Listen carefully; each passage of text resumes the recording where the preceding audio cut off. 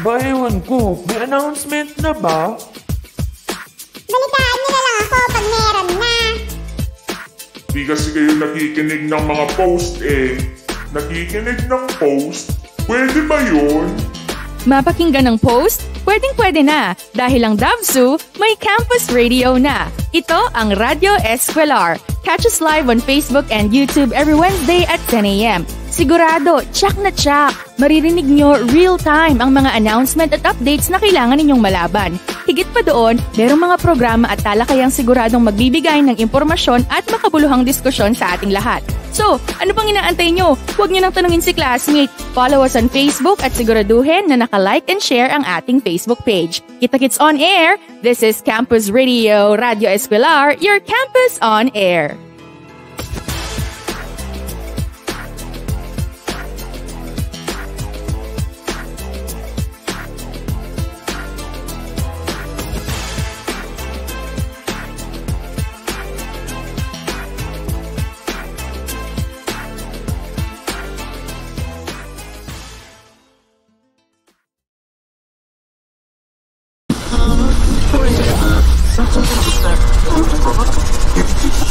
You're listening to Don Honorio Ventura State University's Campus Radio, Radio Escolar, live streaming every Wednesday at 10 a.m. via Facebook and YouTube.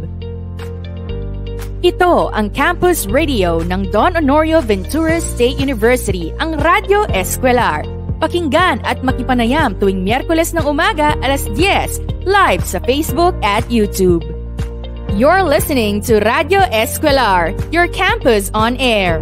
Catch us on Facebook and YouTube every Wednesday at 10 a.m. This is Davsu's Campus Radio, Radio Escolar. Kayo'y nakikinig sa Davsu Campus Radio, Radio Escolar. You're listening to Davsu's Campus Radio, Radio Escolar. Kayo'y nakikinig sa Don Honorio Ventura State University's Campus Radio, ang Radio Escolar. Live tuwing Miyerkules ng umaga alas 10 sa Facebook at YouTube.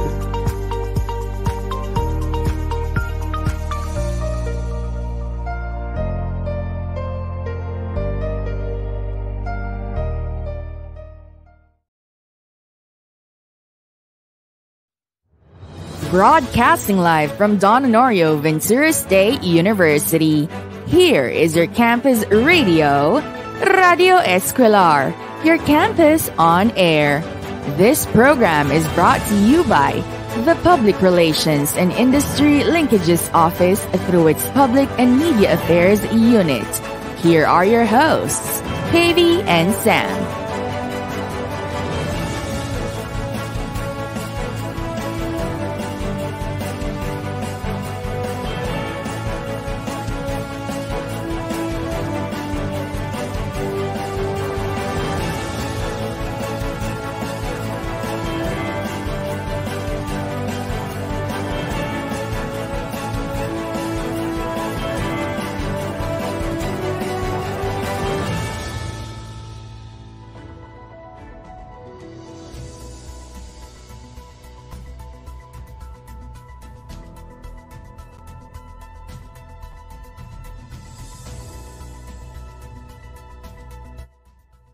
Good morning, Honorians! Good morning, world! Isang magandang Wednesday morning sa lahat ng nakikinig at nanunood sa ating ika-4 na episode dito sa Radio Escolar, your campus on air. Nakaka-4 na episode na nga tayo, mga Honorian, at pabati naman ako ng isang happy first monthsary sa ating lahat. At kami ay nagpapasalamat sa inyong pagtangkilik at suporta sa ating campus radio. Ngayong araw ay May 29, 2024. Aba naman, 2 days na lang at June na. Kaway-kaway sa mga nagba-birthday today, lalo na yung mga malapit na ding umalis ang edad sa kalendaryo. Diba? Happy birthday sa inyong lahat. Sana ay masaya kayo sa inyong pagtanda. Ayan, ang oras natin ay 10:01 in the morning. Ako po si Bianca, ang inyong abang lingkod mula sa Public Relations and Industry Linkages Office ng Davsu. At kung kayo ay may mga nais batiin or may mga gustong i-announce, ibahagi sa atin yan sa pamamagitan ng ating comment section at syempre babasahin namin yan para sa inyo. Tayo ay patuloy pa rin naka-live stream sa Facebook at ngayon ay pati sa YouTube na. Kaya don't forget to like, subscribe, and share our official YouTube page. Isa nga lamang yan sa mga kaabang-abang na balitang ibabahagi namin sa inyo sa araw na ito dahil madami ang good news natin today. Good morning, Wednesday, Ma'am Sam. Ano ang mga latest chika sa ating Honorian community? Good morning, Ma'am Bianca. Happy Mansari po sa atin. And really, marami po tayong good news. Sobrang dami. Hindi tayo makapili ng ilalagay natin at i-broadcast today, right?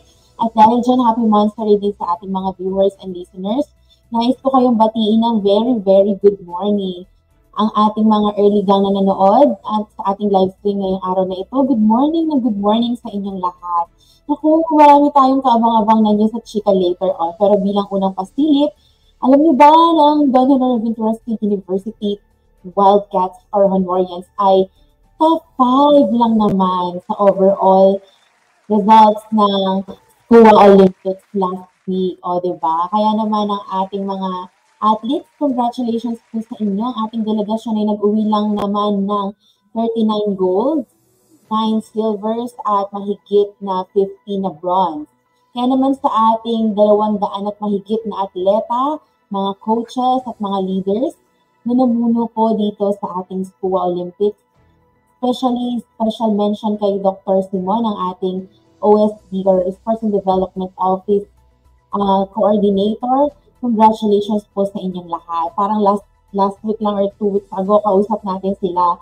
Kaya naman isang saludo po kami sa inyo. Mula sa Campus Radio, we salute you po. And we are proud.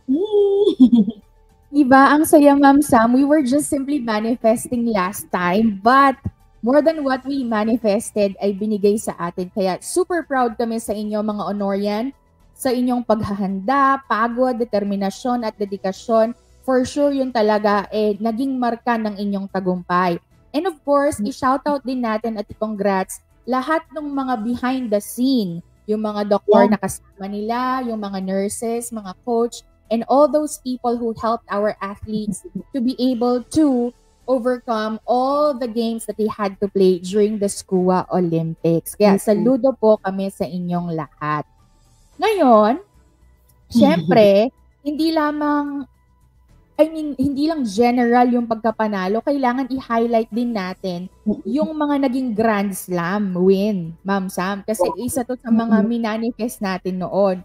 So, Grand Slam tayo sa basketball men and women, pati na din sa Mobile Legends. Kaya hashtag Honorian lang sa kalam, di ba? Congratulations po sa inyo. Yes, ma'am. Tama po kayo dyan. Kaya naman we wish you all very, very congratulations. O, diba? Very congratulations na.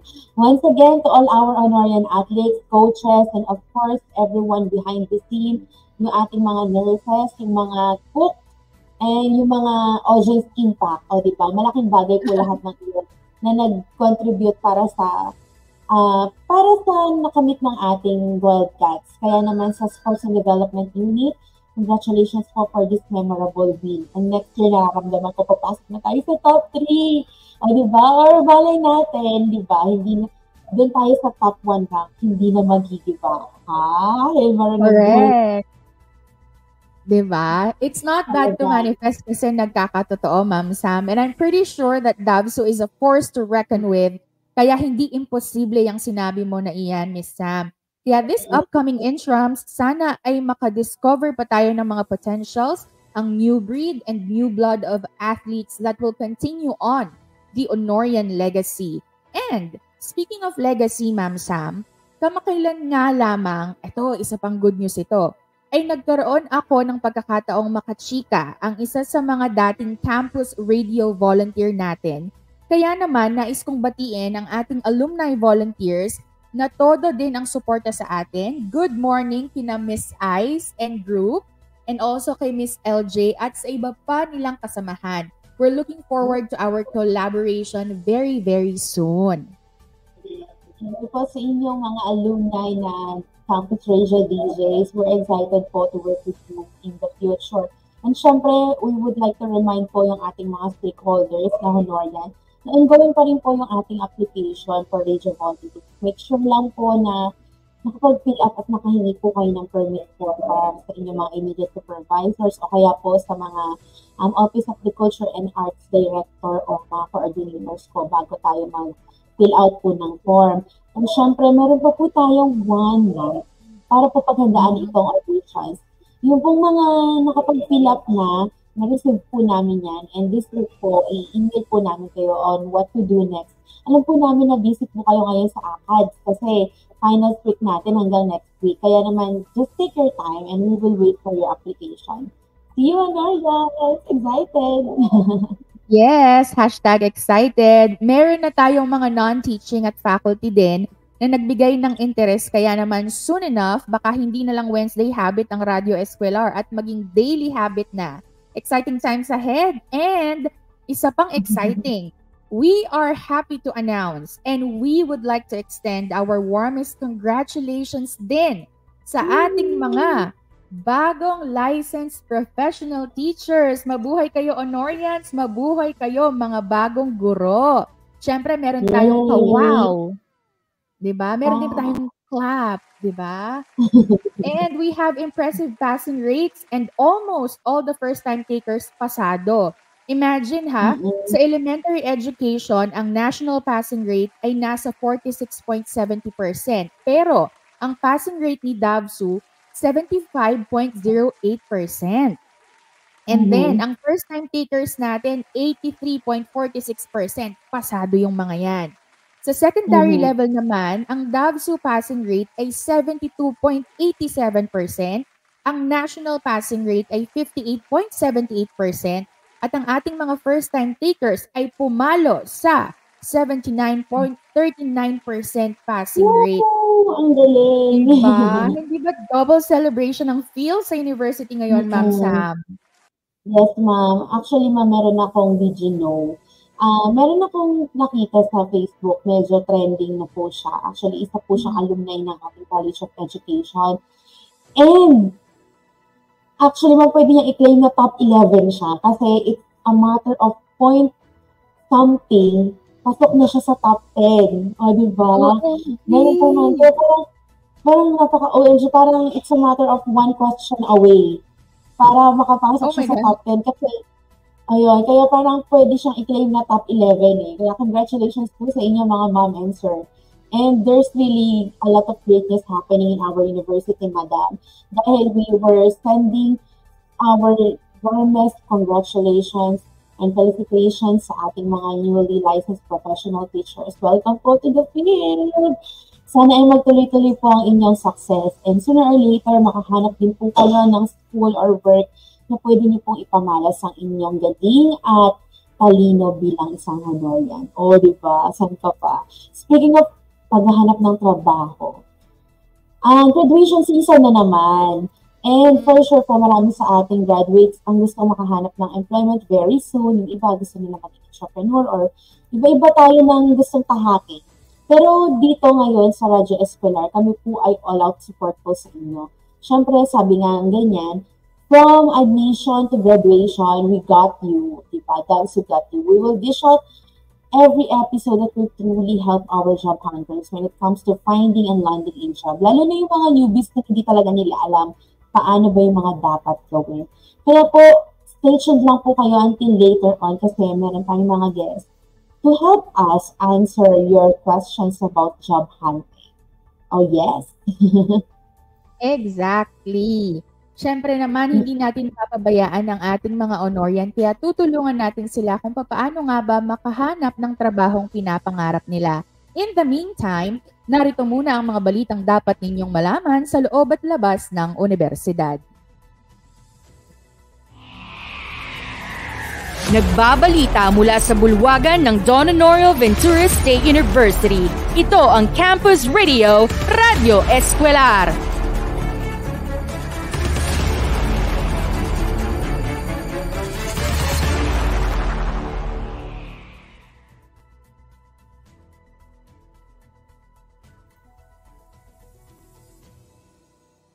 SHED Regional Office 3, buo ang suporta sa kauna-unahang Mechatronics and Robotics Society of the Philippines Pampanga Chapter sa rehiyon.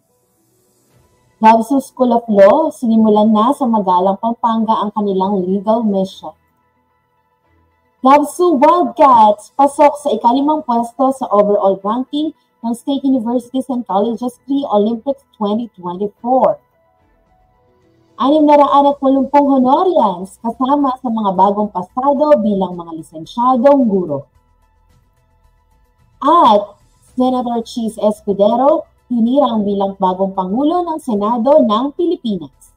At yan ang mga kaganapan sa loob ng ating eskwelahan. Narito naman ang mga balitang dapat ninyong malaman tungkol sa ating bansa. NDRRMC says Aghon affected at least 19,350 people as of May 2027 or 2024. Ang balitang yan ay galing sa Inquirer.net, balita ni Zakarian Sarao, Manila, Philippines. Typhoon Aghon with international name Ewinyan affected 19,373 people, including 7 who were reported injured as of May 27. The National Disaster Risk Reduction Management Council, or NDRRMC, said on Monday.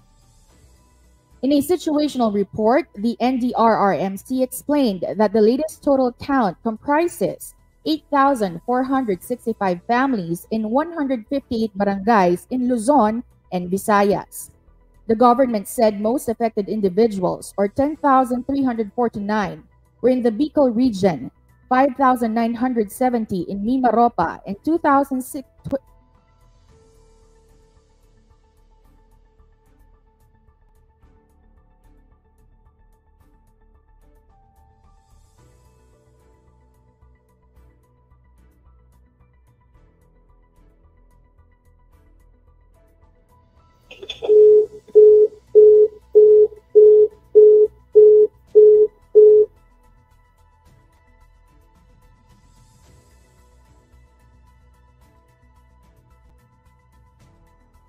Muli kami ay nagbabalik sa Radyo Escolar ng Don Honorio Ventura State University. Kasama pa rin natin si Ms. Sam. Good morning, Ma'am Sam. Ayan, kami ay nagbabalik kahit may kaunting technical problem. Ganun po talaga katulang.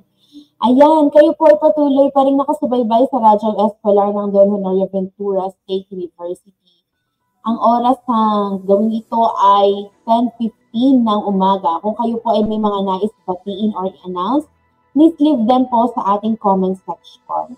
Kaya naman habang tayo po ay naghihintay, mag-shoutout muna tayo! Yes, sino ang mga gusto natin batiin dito, Miss Sam? Alam ba ma'am, kung may makakasalubong ako dito sa university, lagi nilang tinatanong, ikaw ba yung nasa live stream? Pa-shoutout naman. Kaya naman para hindi na po kayo magtampo sa amin, ito na i-shoutout ko na po kayo. Shoutout po kauna-unahan ng aming kapitbahay, yung po mga friends po natin dyan mula sa School of Law. Hello po sa inyo! Hello din po sa isa pa po namin kapitbahay at still magiging kasama namin. Ang mga friends po natin mula sa ULRC, yung mga nasa library services. Hello din po sa inyo dyan! At syempre, yung pong ating mga friends from graduate school. Kamusta po kayo? Alam ko pong busy din po kayo ngayon dahil bukas ay graduation po ng ilan po sa ating mga nag-aaral po ng masteral at doctoral dito po sa atin. Sana po ay okay po kayo at happy for today. Hello po sa inyo dyan. Ikaw po, ma'am, do you have any shout out? Of course, nais nating batiin yung mga mainstay viewers natin kung meron tayong Wednesday episode. Sina Sir Joseph, sina Sir Lay, lahat po ng nanunood sa ating Facebook page sa DABSU, sa Radio Escolar, and ngayon din sa ating YouTube page. Nais ko rin pong batiin ang ating mga alumni na nanonood sa atin ngayon. Pagbating, special of course, sa ating Alumni Association President, na kay Dr. Salinas. Maraming salamat po sa inyong mainit na pagtanggap sa akin nung isang araw na ako ay bumisita sa inyo. And alam mo ba, Ma'am Sam, ha, kanina habang meron tayong internet connection, ako'y nagbabasa ng news patungkol nga kay Bagyong Aghon. At napakarami nga ang nasalanta at naapektuhan, no, ng mga kababayan natin, partikular na sa Luzon at sa Visayas. Kung kaya naman nais nating paalalahanin ng ating mga kababayan at ang ating mga tagapakinig na although mainit pa minsan ang nararamdaman nating panahon, kinakailangan talagang mag-ingat din tayo dahil bumabalik na or papunta na tayo sa rainy season, and for sure, magkakaroon na naman ng mga sakit at baha at kung ano-ano pang mga karamdamang pwede nating maramdaman because of the sudden change of weather. At ang university nga ay naglabas ng announcement ngayon patungkol sa pag-iingat na dapat nating gawin dahil meron na namang bagong variant, itong COVID-19, at ito nga ang tinatawag na flirt variant. Ang kanyang mga sintomas, di ba, kagaya nga lang ng sintomas ng ating COVID-19. Pero sabi naman ng DOH, hindi tayo dapat mangamba dahil dito, hindi naman siya kasing lakas, no, ng mga ibang variant ng COVID-19. Kung meron daw tayong dapat alalahanin at problemahin, ito ay yung tumataas na antas ng mga HIV positive victims or yung mga nai-impact nga ng virus na ito. Kaya kailangan tayo mag-iingat sa ating mga engagement, lalong-lalo na kung tayo po ay active sexually. Ayan. Yun lang. Paalala lang, Ma'am Sam, bago ang mga pagbati natin. Oo nga po, actually medyo nababother din yung mga person. Tungkol nga dyan sa bagong COVID variant ngayon. Pero ang ano naman po dyan, ang positive dyan, hindi na siya yung kagaya ng before na talagang sobrang nabulabog na tayo at para tayo nakulong sa ating mga tahanan. At least po kasi ngayon meron na tayong kahit paano na knowledge kung paano mag-ingat, unlike before na nangangapa tayo sa dilim at hindi natin alam paano. And good thing, nagkaroon din naman po ng mga vaccine na before. Kaya kahit paano meron din tayong pangontra. And yun, kahit na hindi man COVID and parating na rin yung rainy season, kagagaling sa tag-init din ngayon rainy, hindi nawawala yung mga health problems. Kaya mag-ingat po tayo dahil health is wealth. Ayan po ang isa sa ating kayamanan. Ayan. Baka meron pa po kayong mga... Tama. Ma'am Sam, kanina meron ko... Opo. Sige, ma'am. Oo, kanina meron kang chinika. Sabi mo, graduation season at tutulungan natin ang ating mga graduates kung paano nga po makahanap ng trabaho kasi talaga namang nakakakaba yun, hindi ba? Yes. So ba, ma'am, yung first job mo, paano ka nag-prepare? Hindi ko na maalala. 19 kopong-kopong pa yon. Pero definitely, maraming preparation ang kinakailangan. Maliban sa pinaprepare mo yung isip mo, yung katawan mo, yung bulsa mo, at yung mga emotion mo, meron din mga documents na kailangang hanapin, i-request, para talagang prepared ka pagdating mo kay employer. Yeah. Kaya ngayon, ma'am, sure ako yung topic natin. Sobrang makaka-relate yung mga job hunters, di ba? Ngayong 4th episode natin, alam ko nag-invite tayo ng ating mga panel of experts para mabigyan po tayo ng tips kung paano ba magiging matagumpay yung mga ganyang mga preparations. Kaya, ma'am, sige, let's go.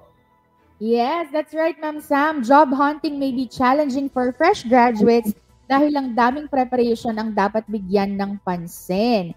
Kagaya ng sinabi ko kanina, you have to be holistically prepared plus your documentary requirements are dapat intact and available. Kagaya ng resume, cover letter, at iba pang requirement ng isang prospective employer. Sa pag-anticipate ng possible questions and tests, kailangan handang-handa din tayo. Talagang dapat ready ang ating mga honoryan. Kaya naman, we welcome to the show our guests for today. We don't have just one. We have two beautiful guests this morning, and we would like to thank them for accepting our invitation. Kasama natin ngayong umaga si Ma'am Frances Joy C. Ocampo and Ma'am Mariela G. Alfonso. Sina Ma'am Frances Joy and Ma'am Mariela ay parehong guidance associate sa ating university, and makikita natin sila sa Counseling and Testing Office sa Student Affairs and Services Building. Good morning po sa inyo mga ma'am. Kumusta po kayo? Welcome to the show.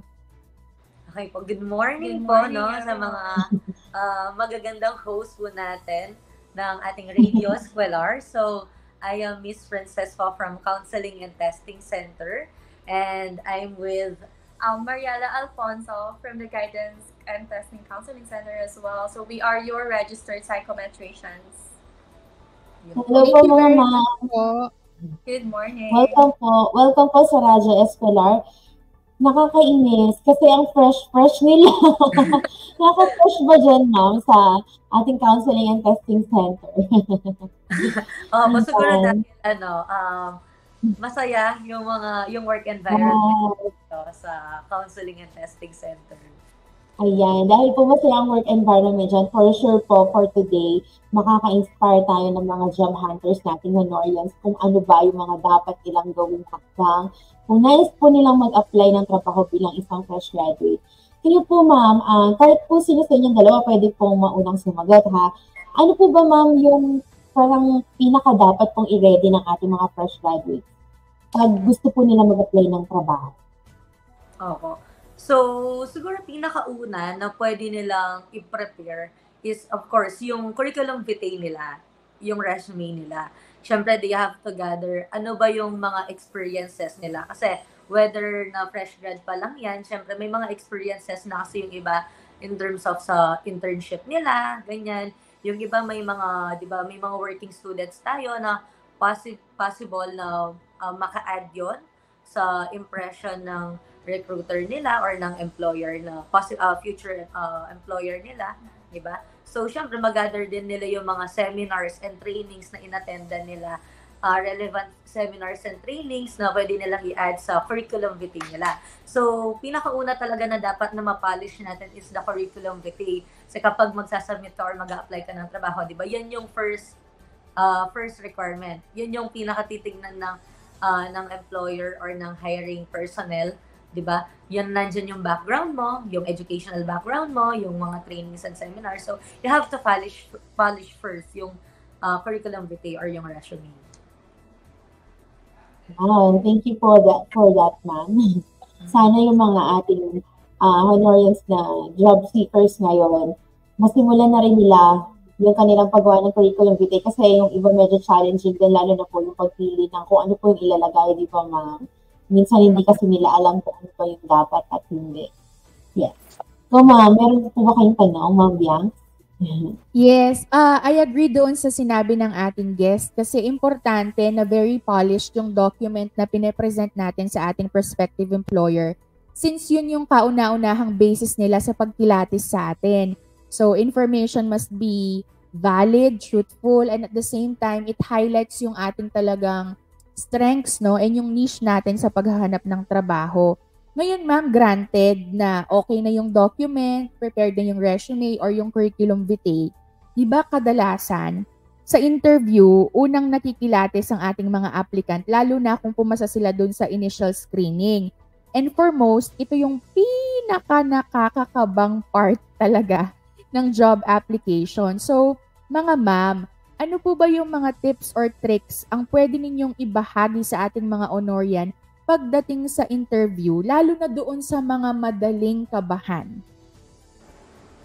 Alright, so for that question po, no, first is we have to do the research about the position that we are applying and then the company as well that we are planning to work with.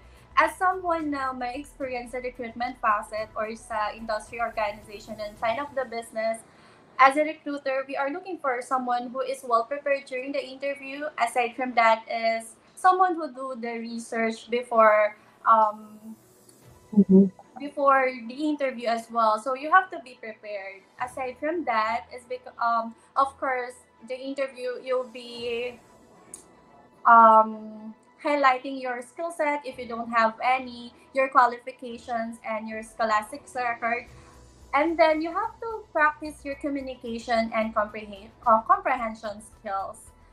Of course, you will be asked by the interviewers about your qualities or how well do you do this job if you will be given the chance to work with the company. You have to do the research. Yeah, so nagsistem talaga siya from good research, no, para alam nating paghandaan yung interview natin with the prospective employer. Grabe naman kasi talaga minsan pagka magpapa-interview, parang magpa-final defense, parang ayun na ba yung huling yung huling tanong sa buhay mo. Di ba ma'am? Pwede po ba mga moms, pwede po ba kayo magbigay ng sample question na kadalasan pong tinatanong sa mga job seekers po natin? Well, one of the questions that we are asking our potential candidates is, what can they contribute to the company, specifically on the department that they are applying for? Of course, during the interview, it doesn't necessarily mean you have to be well prepared. Of course, you have to be confident, even if you are not so ready. As long as the recruiter nakikita niya sa ini-interview niya, this candidate, even if no experience, pero persistent and confident siya during the interview, it's actually a plus. Siguro if I may add po, no, sa mga usual questions na tinatanong when it comes sa job interview is, kapag marami kayo na applicants, di ba, usually pool of applicants, or kapag i-post yan, ganyan, makikita ng iba. So, hindi lang ikaw yung applicant. So, usually, syempre, you have the same qualifications. Diba? Pare-pareho yung graduates na possible na, yun nga, may mga experiences yung iba. And then, they will ask you na, ano ba yung edge mo from the other candidates? Diba? So, you have to prepare that question too. Hindi naman sa ida-down mo yung iba, but you have to sell yourself. Diba? You have to stand out. Kung ano ba yung naiiba, ano ba yung something na hindi nila makikita from other candidates. Yun po yung sa mga possible questions. Wow. Pero honestly po, ma'am, ayun po kasi talaga yung nakakaba. Yung parang maiisip mo, ang dami namin dito, paano ako mag-stand out, yung mga ganyan. Kaya it was nice po na nabanggit niyo yun kung paano ba yung dapat nilang gawin para malaman nila is parang in that way po kasi pinapakita nila sa interviewer na kilala nila yung sarili nila. Di ba po? Yes. Opo. Yes, ma'am? Yes, tama yun. Mahirap mag-stand out, di ba? Lalo na kung panel yung interview or group yung interview. Kasi somehow, we have to accept the reality that we're all starting from equal footing. Pare-pareho tayo ng mga background perhaps if we're applying to the same position. Kaya kailangan self-aware ka din. Alam mo kung ano yung mga strength mo. Tama? Para kung narinig mo na sa isa, abay hindi mo na uulitin dapat. Dapat iba naman yung approach mo para talagang mag-shine ka during the interview.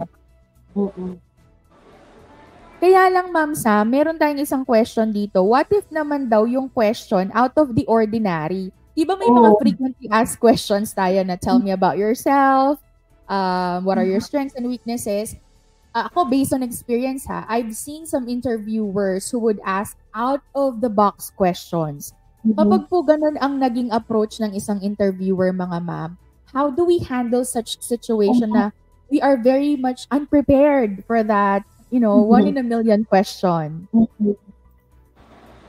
Well, actually, attending interviews, you have to expect na yung mga questions na nire-ready mo, hindi lahat yun matatanong. And there will be out-of-the-box questions. Well, there is actually no right or wrong questions, or there's no such thing as right or wrong answers.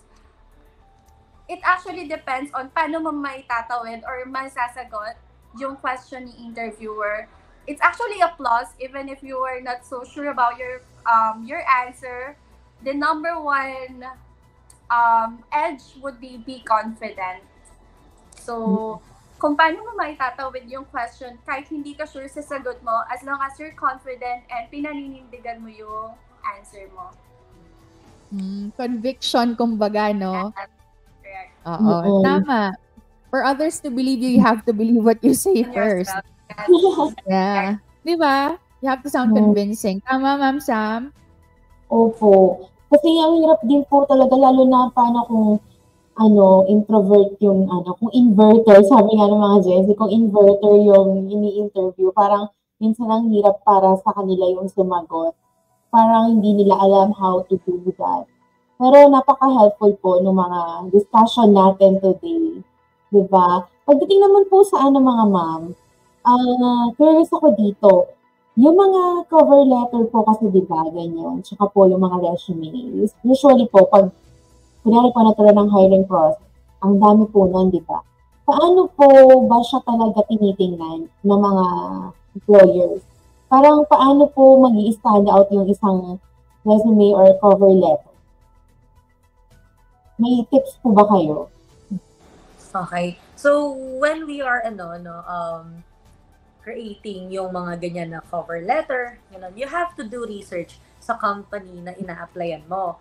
For example, you're applying for this specific company and then, di ba, everything or lahat naman is digital na nowadays, di ba? You can search for different companies, ano yung mga values nila, ano yung mga culture dito sa company na to. So, you may add yung mga qualities na yon na okay, these qualities or these values na pinanindigan or parang meron itong company na to is possibly, yun nga, meron din ako, ganyan na para makita pa lang nila dun pa lang sa mga documents na pinasa mo na you are fit para doon sa job na or para doon sa role na hinahanap nila.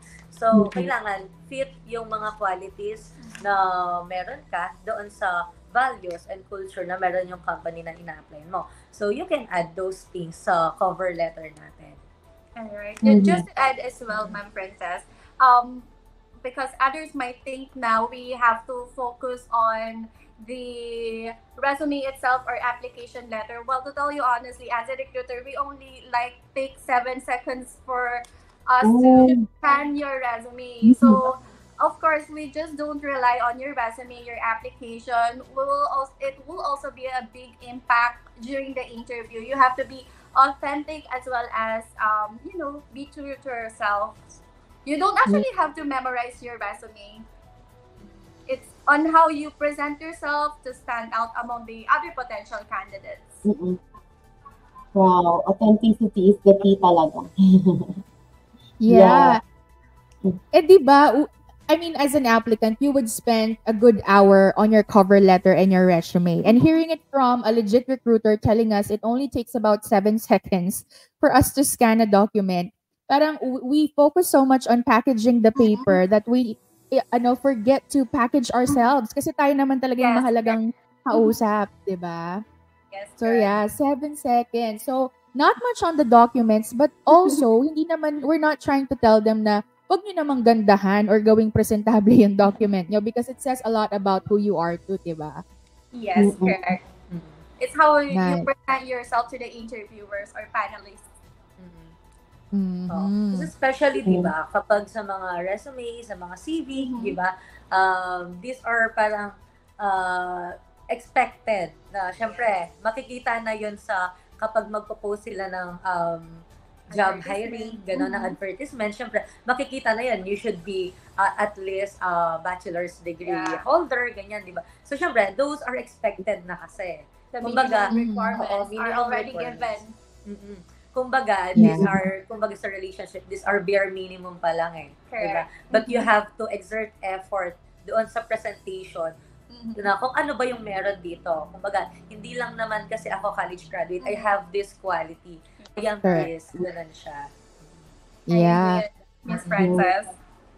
Oo. At saka siguro, ma'am, taking it from your advice, kailangan ding maintindihan ng Honorian viewers natin na when they're applying for a job, kailangan ina-align din nila yung qualification nila doon sa hinahanap ng prospective employer, correct? Because that's one way for them to qualify initially for an interview. Otherwise, doon pa lang sa initial stage, parang ligwak na, no? Yeah. Alanganin na tayo. Right? And then, ang ganda po nung sinabi nyo kanina na yung i-research nila yung prospective employer nila. So, somehow, they could put elements in their documents na reflected yung values and culture ni employer. Like, for example, if mag-a-apply sila sa DAVSU, siguro yung cover letter may element ng maroon. Di ba? Yung mga ganong alignment or preparation, parang small details speak volume when it comes to how you present yourself to your employer. Right? Ayan. Ang sarap ng usapan natin, ma'am. Pero mayroong mga bumabati dito sa atin. Si Miss Pearl Serrano and si Miss Jade Serrano, they're saying hello to Miss Ella. Ayan, good morning daw po sa inyo, ma'am. Yeah, good Okay. morning sa inyo. Ayan. Ako curious question kasi di ko maalala kung na-experience ko to. Pero totoo po ba yung common knowledge na totoo po ba yung common knowledge na kapag po sinabihan kang we will call you, hindi ka pumasa? Naku, hindi ko sure. Pero sa Philippine culture, parang totoo. Tanungin natin si na ma'am. Yan po. Yes, Opo. ma'am. Sorry, medyo nawalan po ng humina yung internet connection. Can you please repeat the question po? Sige po. Okay lang po yan. Kami din po kanina nawala. Ayan po. So, totoo po ba, ma'am? Kasi hindi ko po maalala kung na-experience ko to. Pero for sure, meron dito mga naka-experience na nagkaroon ng sinabihan siya na we will call you. Kunwari po, after a week, ganyan. Totoo po ba yung common knowledge na kapag sinabihan ka po na we will call you, hindi ka pumasa?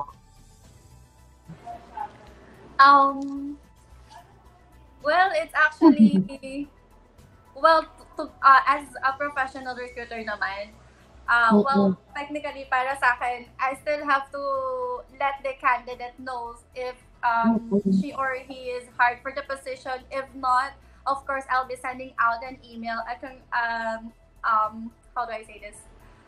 An apology letter that we have decided to move forward with other potential candidates. Of course, as a professionalist, or to be professional, we don't want to give false hopes to our applicants so that they can move forward as well with other applications.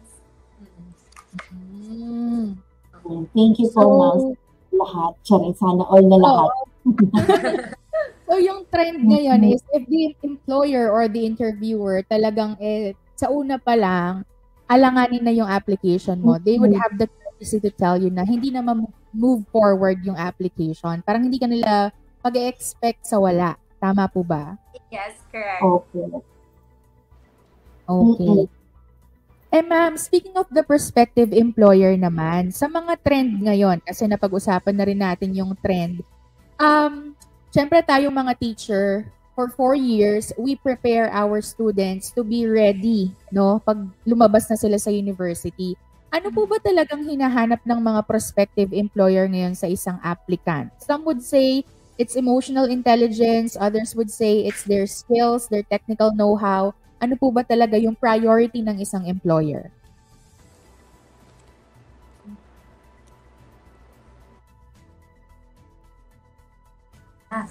Okay. So, yun na nga po. Di ba pinag-usapan natin kanina is you have to be confident kasi that is the number one na hinahanap ng employer sa isang applicant kapag confident siya sa mga ginagawa niya kasi syempre most of the jobs nowadays kasi 'di ba kailangan natin is minimal supervision. If binigay ba natin itong responsibility dito sa applicant na to, magagawa ba niya on his or her own? So syempre if nakikita natin dun pa lang sa application pa lang that applicant has confidence, 'di ba? So we can rely or parang pwede tayong maging at peace as employer na okay, this candidate pwede siyang parang may sense of responsibility siya dito sa kanyang possible or sa kanyang job na mabibigay sa kanya. So, pinaka-importante naman kasi nun talaga yung confidence. And then, di ba, madalas din nating nakikita na kapag sa mga applicants, nilalagay nila that they can work under pressure. Di ba? So, makikita din natin yon sa mga applications, gano'n, that I can work under pressure, ganyan. So, as much as, di ba, as much as, syempre, hindi naman may iwasan yung pressure when it comes sa workplace, sa job, di ba? Even us din naman na nasa very, very healthy working environment, di ba? Kapag naparami or sobrang dami na ng mga clients dito sa office, o kaya naman is yung season talaga, for example, last time is UAT season, di ba? So, medyo maraming workloads. So, you have to deal with that heavy workload na kailangan matapos mo sila kasi may hinahabol ka na duty, di ba? So, how can you handle these things, di ba? Dito makikita yung organization or yung parang paano ba mag-handle or paano mag-create ng solution yung isang applicant. Kaya di ba may mga situational questions din tayo during the interview na when it comes sa ganitong situation, anong gagawin mo? Di ba? So doon makikita or para ma-measure na ni recruiter, okay, ano ba yung emotional quotient or paano niya ma-handle to? Kasi baka bigla nabigyan siya ng maraming task or ng maraming workload and then bigla na lang is sabihin natin, yun nga, hindi natin nakayanan, bombarded, ganyan, and hindi na tayo nakapag-move forward doon sa mga work na kailangan natin tapusin. So based on that answer, ma'am, maliban doon sa expected na dapat alam mo yung nature ng work, pinag-aralan mo yan ng 4 years, it's equally important that you are emotionally mature dahil nga the employer is expecting somebody responsible, independent, and talagang dependable doon sa trabahong ina-applyan niya. Right? Yeah. Okay. Pressured naman daw yung mga honorian natin ngayon, di ba? Kasi maliban sa matalino ka, dapat talaga yung emotional maturity mo present. Right? Oo. Okay. Kasi actually sa workplace, di ba, normal na magkamali tayo. Normal na nakaka-encounter tayo na hindi talaga natin alam anong gagawin natin. That's why, yun nga, before tayo mag-proceed, especially with malalaki na decisions, di ba, or big decisions na kailangan natin gawin, before tayo mag-move doon, syempre, you have to think first kung tama ba yung ginagawa natin. Kaya nga importante yung emotional maturity na once na sabihin natin hindi nag-work out itong plan natin or yung ginawa natin, di ba? How can we handle that stress, di ba? Kasi for sure magba-backlash yan sa'yo, di ba? Kapag nagkamali ka or kapag nagkaroon ka ng mishap doon sa ano natin, doon sa work natin. So dapat syempre prepared din tayo. So hindi naman na tayo naglalaro-laro minsan. Especially for us, nandito kami sa setup na we are dealing with humans, di ba? Sa mga tao. So, one mistake is very, parang ang hirap ng ibalik, di ba? So, sa ibang companies din, di ba, may mga tao na nakadepende sa kanila. So, parang mafe-feel mo na there's no room for mistakes, di ba? Pero, syempre, part of life yun eh. Part yun ng buhay natin na nagkakaroon tayo ng mga pagkakamali, ng mistakes. So, how can we handle those things? Siyempre, dapat prepared tayo sa mga ganon. Yes, ang gandang advice nun. Follow-up question lang po before magtanong din si Ma'am Sam. Siyempre sa ating medyo, sabihin na nating seasoned, veteran, or for the lack of a better term, medyo senior citizen na tayo pagdating sa paghanap ng trabaho, yung emotional intelligence or maturity parang na-imbibe na natin or na-develop na natin sa sarili natin. How about yung mga fresh graduates? How do we develop emotional quotient or intelligence habang ito yung first time talaga nating naghahanap ng trabaho? Oo. Siguro, sa kapag nag-a-apply kasi tayo ng trabaho, di ba? Minsan may specific na job talaga tayo na gustong-gusto, pero hindi ka, sabihin natin, di ba yung iba kasi naghahanap pa sila ng experience, and kaya naman may mga candidates or applicants na sabihin natin mas mataas yung qualification. So, there's a chance na ma-reject ka for that specific job, di ba? But rejection doesn't mean it's the end. Parang wala ka ng future sa career na to. So, hindi siya ganon, di ba? It is an opportunity to improve actually yourself. So, if na-reject tayo sa mga job na ina-apply natin, and that's normal. Kumbaga, you're lucky if sa first time mo na mag-apply is na-hire ka agad, di ba? Siyempre, thankful tayo sa mga ganon. But, may mga job talaga na ma-reject ka at first, ganyan. So, it's an opportunity to improve yourself. So, kapag ganon, di ba, you can ask if, pwede ko rin itanong kay Ma'am Ella, na may mga applicants ba na nagko-call back to us kung may mga feedback. Yeah. What went wrong parang sa... Well, actually, yung mga applicants, lalo na yung really interested for the position, and they're asking, for example, we don't have the results yet, or we are still waiting for the verdict of the panelists. So may mga applicants talaga na nagtatanong, so how was the interview? Did they pass the qualifications? It's really on how you handle the rejection. So as a recruiter, if we already sent you an apology letter saying or stating that we decided to move forward with other candidates, now it's up to you on how to handle your rejection as well as stress when it comes to applying and you've got rejected multiple times. It's actually part of looking for your passion, and it's really a jungle once you graduated. So if you're thinking that for the 4 years of you having the academics, it's not yet that one. So there could be a lot more outside the school or university that you're currently enrolled with. So for our upcoming graduates or incoming graduations, this batch 2023-2024, there would be a lot of challenges out there, especially if you're seeking for your first employment. So you have to be emotionally intelligent, mentally prepared for rejections. Of course, the interview, it will really help a lot if you do practice your comprehension skills, your communication skills when it comes to communicating with the interviewers. And if I may add din po dun sa nasabi ni Ma'am Ella, di ba?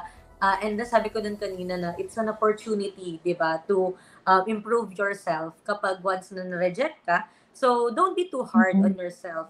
Kasi may tendency na syempre baka sabihin natin, hindi kasi ako qualified parang ikaw mismo ida-down mo yung sarili mo or panghihinaan ka, di ba? Hindi siya ganon, or at least we avoid those things na sabihin sa sarili natin. So, kailangan din natin ng self-awareness dito na kung saan, syempre, isipin natin or parang i-evaluate natin yung sarili natin. Ano ba yung naging performance ko during the interview?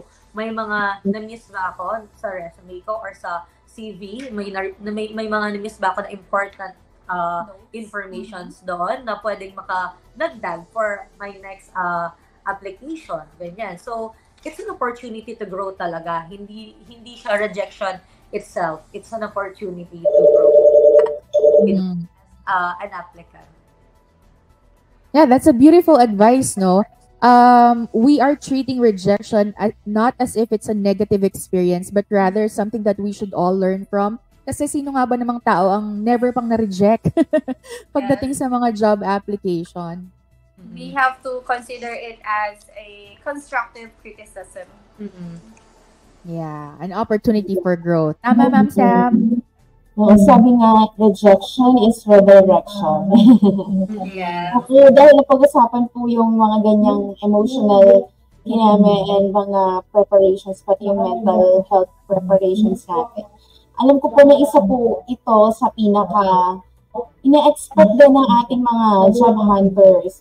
Paano po yung mga salary expectations? Yan. Meron po bang karapatan yung applicant na mag-demand po or makipag-negotiate yung sa salary na inaasahan po nila dun sa job na ina-applyan po nila? Oo. When it comes naman sa salary expectations, no, usually kasi kung yung applicant kasi syempre magbabiyahe pa siya, ganyan, may mga additional na gastos bukod dun sa mismong work niya, di ba? For example, babiyahe pa siya ng ilang sakay, di ba? And then hindi enough yung salary niya or para mag-sustain doon sa job na yon. Syempre, you can ask una sa salary mo, kung magkano ba yung salary mo. Some companies, no, nagbibigay sila ng allowances for their for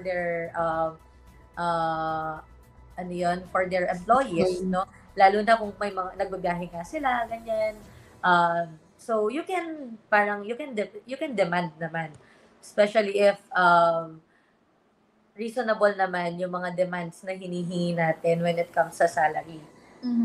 I actually agree on that, Ma'am Frances. Well, actually, as a recruiter, we tend to ask our potential candidates about the salary expectation. Before kasi we post an opportunity or work opportunity, it is actually written on the job description. Let's say, for example, yung company namin is, we have this specific budget. and then still during the interview, open to negotiation. So on the interview as well, we tackle about the negotiation of the salary. If you are okay to receive such amount, if not, how much would be the lowest or highest salary that you could accept during the interview or the application process. And since everything or lahat naman is parang nasa search naman na natin, di ba?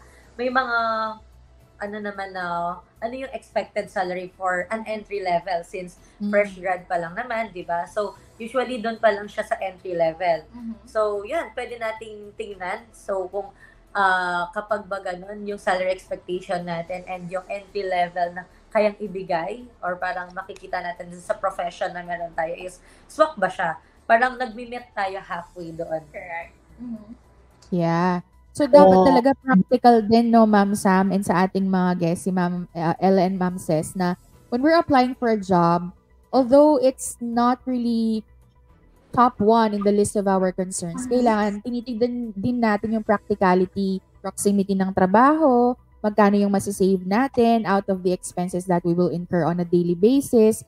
Kasi, one of the major reasons naman why we want a job is to, supplement ourselves financially or sustain ourselves financially. So, kailangan wise din tayo when it comes to money matters. Tama? Yes. Kasi meron din yun. Kasi di ba ma'am, meron tayong tinatawag din na the idea lang din ng mga job hunters. May gross salary, may net salary. So, parang dapat focus din tayo yung magiging net salary natin dahil meron mga government deductions sa help yan. This else, mga dahil mga considerations. Yeah. Kaya kung medyo talo ka na sa sweldo, even if the offer is, parang interesting and whatnot, medyo pag-isipan mo din siya. Yeah. Ma'am Sam, I'd also want to ask our guest, Ito, excited kasi ang mga Honorian natin madalas na pag nag-a-apply ng trabaho, ang thinking nila, the more, the merrier. So, is it advisable po ba, pag nag-a-apply ng trabaho, parang isang email blast? Kumbaga, it's a standard template of a resume, a standard template of a cover letter, and then if there are 20 companies hiring, lahat ng iyon, talagang magsisend ka ng application mo? Or, would you advise na mas okay na identify lang talaga kung sino or aling employer yung gusto mong applyan? Opo. Okay po. So, syempre, as parang naranasan ko din naman na maging fresh grad, di ba? Hindi pa naman ganun katagal yon, pero I did actually na mag-send ng maraming applications. Especially ngayon, di ba? May mga online applications tayo na, for example, yung mga, pwede naman siguro sabihin yung mga, for example, LinkedIn, ganyan, JobStreet, so may mga ganun. O yung mga job portals na doon sila nagpo-post. So, isi-search mo lang ano yung mga job na fit doon sa course natin or doon sa program natin. And then, makikita mo din doon if entry level, ganyan. So, you can actually filter them sa mga ganun. And then, ayun na. So, in my experience kasi, na ginawa ko nga kasi yun, maraming applications talaga. And para sa akin, it's, maganda din na gawin ng mga fresh graduate. And then, parang naging, ko din kasi yung the more the merrier. Kasi hindi naman lahat ng mga, or nung in-applyan mo is magko-call sila sa'yo. So, may mga times na, syempre, kung isa lang yung in-applyan mo, parang hintayin mo siya for few months bago pa sila tumawag. So, syempre, para din naman sa mga applicants or sa mga, yung mga applicants natin na eager na talaga na magtatrabaho, you should apply for different jobs, or you should send different job applications para makita din natin or ma-negotiate din natin ano yung mas fit para sa atin. Ganun siya. Correct. Ayan. Ang dami pong fans sa comment section. Sige ma'am. Go lang po. Okay, so we've sent multiple applications, but then again, there will still be interviews and the process itself. And then, another thing pa, di ba, kapag sa mga applications, syempre, iba-iba din naman yung salary na ibibigay, and then yung location ng mga in-apply natin. Benefits as So, well. kung, for example, di ba, na-hire ka, or parang may possibility na ma-hire ka sa mga companies na to, then you have choices. Mababalance out mo siya. Ano ba yung mas malapit sa akin? If mas gusto mo na hindi masyadong malayo yung biyahe mo, o kaya naman when it comes sa salary, sino ba yung mas mataas yung i-offer sa'yo? Diba? So, may mga choices ka. Hindi lang isa yung pagbabasihan mo. Kasi syempre, meron at meron pa rin namang mga opportunities na better for you. So, you have to look for them. Parang ganun siya. Yes. And napaka-helpful po ng lahat ng mga sinabi po ninyo. Ayan, bilang final statement. Yun po, baka po meron kayong parang one last advice or major advice sa ating mga job seekers. Siguro, parang pinaka-importanting advice for our fresh graduates or first-time job seekers is to build yourself first. Yan, i-build yung resume, tulad ng sabi ko kanina, yung CV, di ba? So, yun yung parang first look ng employer sa'yo. And then, build also yourself doon in terms of doon sa confidence natin, doon sa preparedness natin kapag nag-a-apply tayo ng trabaho. Kasi hindi naman pwedeng pupunta ka lang sa isang trabaho na walang, kung pupunta ka sa gera, hindi ka pwedeng pumunta ng walang bala, di ba? So, you have to build yourself before entering this world, sabi nga dun sa Friends, if I may quote the line na welcome to the real world, di ba? So this is the real world after ng pagiging baby pa natin sa school, di ba? So dapat prepared tayo. You have to build yourself dito sa world na papasukan mo.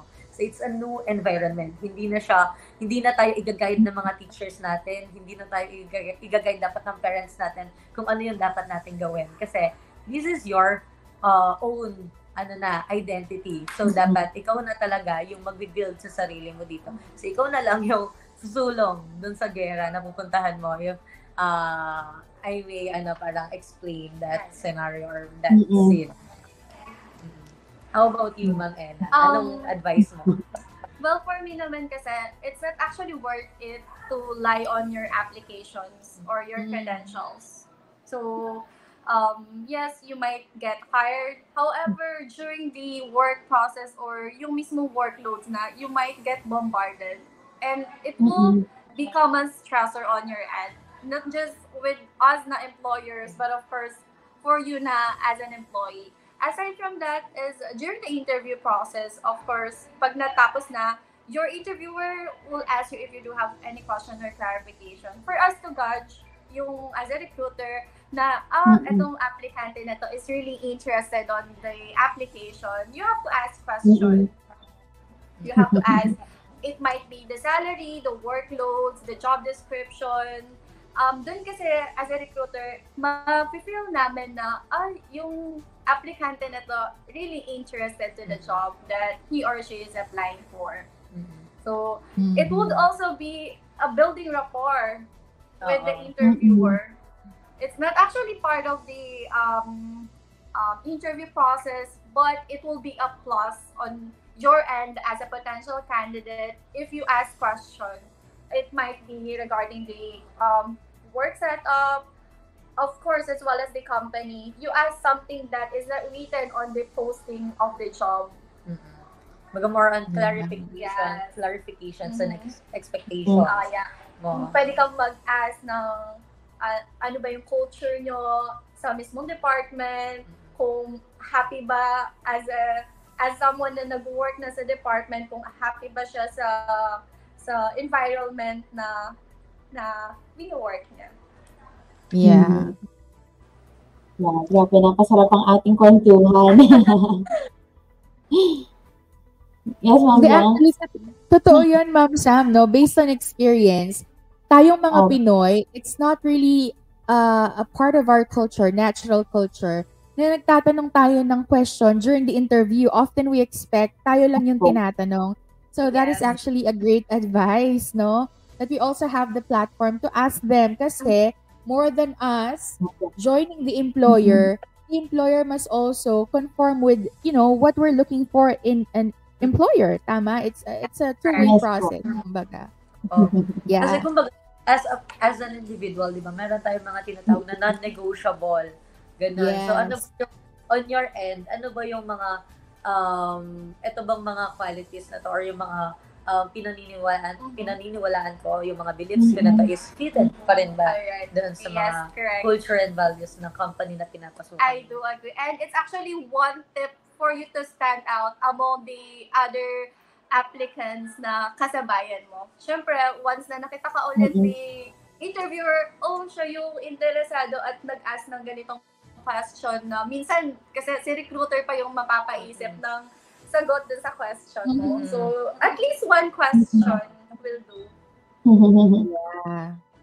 Yan, time check po. It's already 11:02.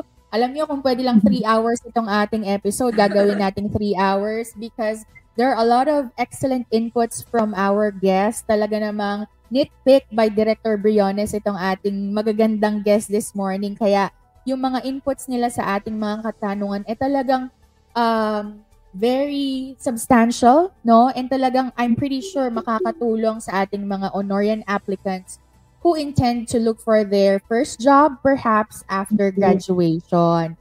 But it's sad to say we have to let them go for now since you are only airing for 1 hour.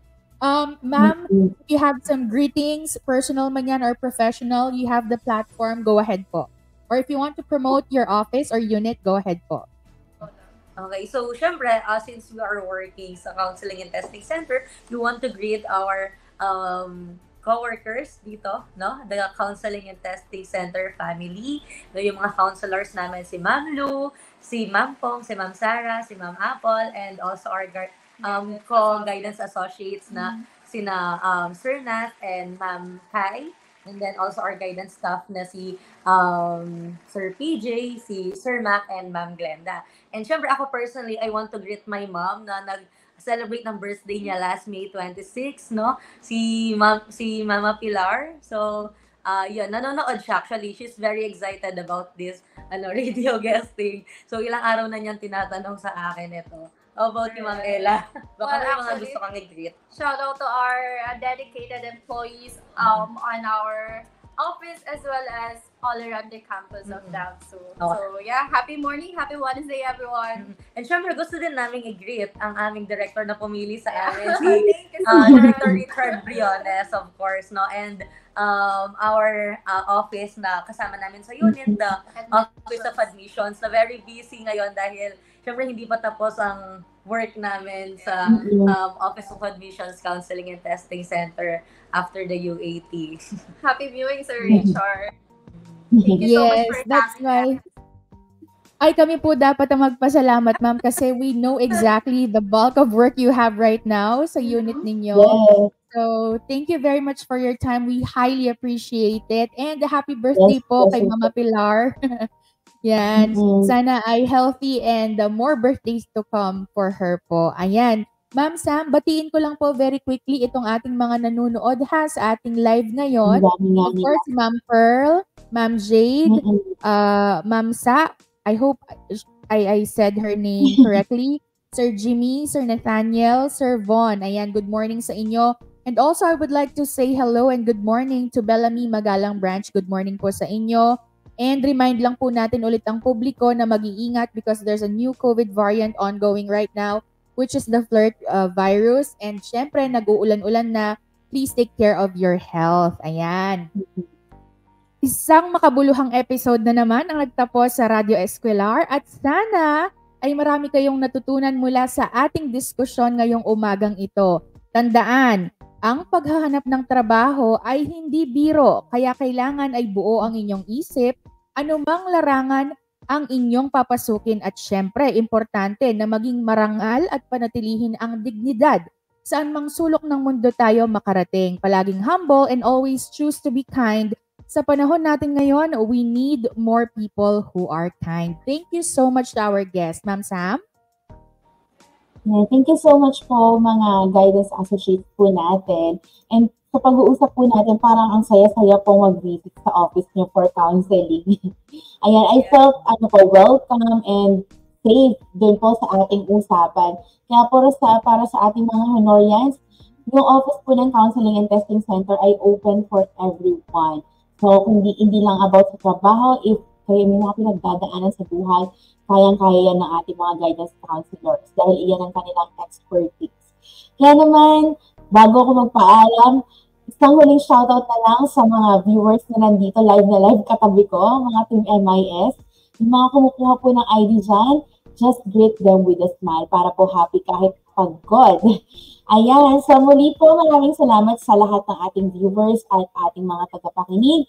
Ito po ang Radyo Escolar. This has been Sam. And this has been Bianca. Thank you very much for watching the 4th episode of Radio Escolar, your campus on air. Bye, everyone. Happy viewing, Ma'am Ruth. Happy viewing, Ma'am Jera. Happy viewing din sa ating EVP, sa President's Office, kina Sir Charles. Ayan, good morning sa lahat. Bye, everyone.